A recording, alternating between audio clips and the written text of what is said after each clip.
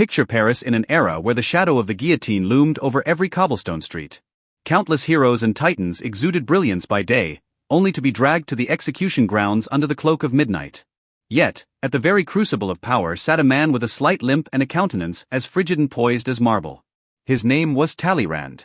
Tonight, by the gentle flicker of the hearth, let us immerse ourselves in this effortless narrative and explore the man behind the myth. He was the one Napoleon infamously branded a pile of dung in silk stockings, yet he was also the hero who salvaged France at the Congress of Vienna. He defected from the Church, the Revolution, the Emperor, and even the Bourbon monarchy. Yet, as he sat in his wheelchair in the twilight of his life, watching the sun dip below the horizon, he could say with utter serenity, "I have never betrayed France." Talleyrand's journey began with a fall steeped in humiliation. As the firstborn of a premier aristocratic house, he was the rightful heir to titles and vast estates. However, a childhood accident left his right foot permanently crippled, branding him a lame man in the eyes of the world.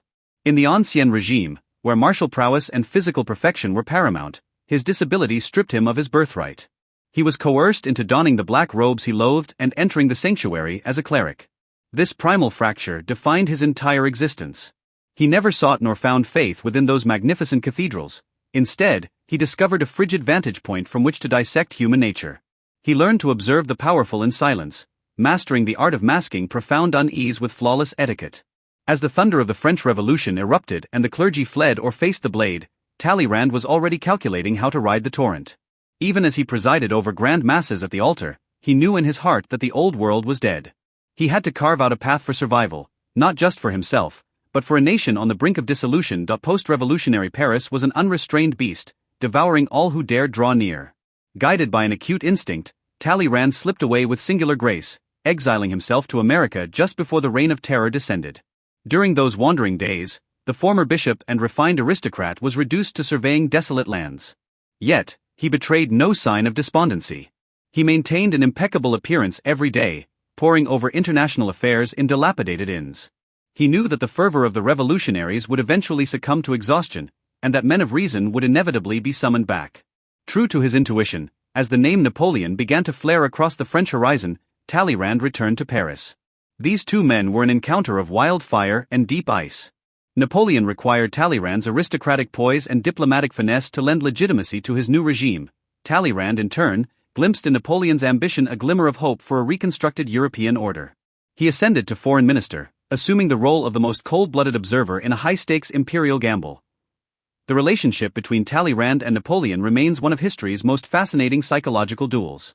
He watched the diminutive general ascend from first consul to emperor, witnessing the boots of the Grande Armée shatter the tranquility of Europe. Yet, at the very zenith of Napoleon's glory, Talleyrand felt a profound dread. He cautioned the emperor, "You can do anything with bayonets, except sit on them." Napoleon mocked his caution as mere conservatism, unaware that Talleyrand was already charting a secret exit. In midnight salons, he held clandestine talks with the Russian Tsar and exchanged knowing glances with Austrian diplomats. While many viewed this as the ultimate treachery, in Talleyrand's eyes, he was securing a lifeline for France that would endure long after Napoleon's fall. By the time Napoleon's forces were decimated in the snows of Moscow, Talleyrand was already in his Paris home, orchestrating the entry ceremony for the next king. His fox-like cunning ensured he never went down with the ship. He was always the one who had leaped onto a sturdier vessel just before the storm broke. If there were a single moment in Talleyrand's life capable of washing away his infamy, it was undoubtedly the Congress of Vienna.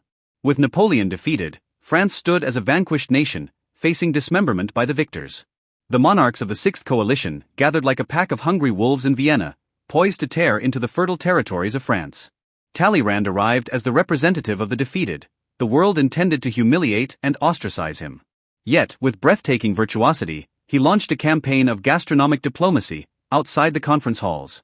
He brought with him the finest chefs in all of France and hosted the most opulent balls. Amidst fine wines and orchestral strings, he exploited the frictions between the allies and championed the principle of legitimacy. In a few short months, he miraculously transformed France from a judged sinner into a vital arbiter of the European balance of power. By the conclusion of the Congress, France had not only preserved its pre-war borders but had also reclaimed its respect.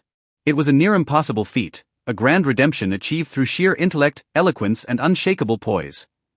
Talleyrand was more than a statesman, he was a consummate artist of living. No matter how dire the political tides, he insisted on spending 2 hours each morning on his toilette, relishing exquisite luncheons, and observing his afternoon siesta. This extreme self-restraint and mastery over his own rhythm were the very reasons he survived 5 successive regimes without crumbling. His life was a slow-motion narration. Though the world outside might be in an uproar, he moved to his own frequency. In his final years, he retreated to his grand mansion on the Rue Saint-Florentin. He began to pen his memoirs, using ornate yet disciplined prose to deconstruct his every choice. He did not seek the world's forgiveness, he sought only logical self-consistency. Even on his deathbed, he displayed a final, startling calculation. He reconciled with the church. In a single afternoon, he executed a flawless piece of public relations, ensuring his interment in his ancestral lands. At that moment, his life reached a conclusion that was both complete and subtly ironic. Talleyrand has departed.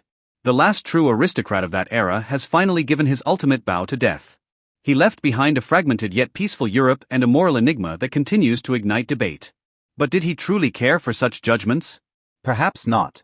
In that quiet afternoon, he took all his secrets with him. We recount his story today not to emulate his opportunism, but to find within his extreme rationality and composure a sense of stability amidst the whims of life. Since the world is in constant flux, one might as well follow Talleyrand's example. Sit down gracefully and savor a fine meal first. Tonight, this tale of survival and sophistication comes to a close. The night outside is deep. You may now close your eyes in peace. May your dreams be as elegant and serene as Talleyrand's balls in Vienna. Good night.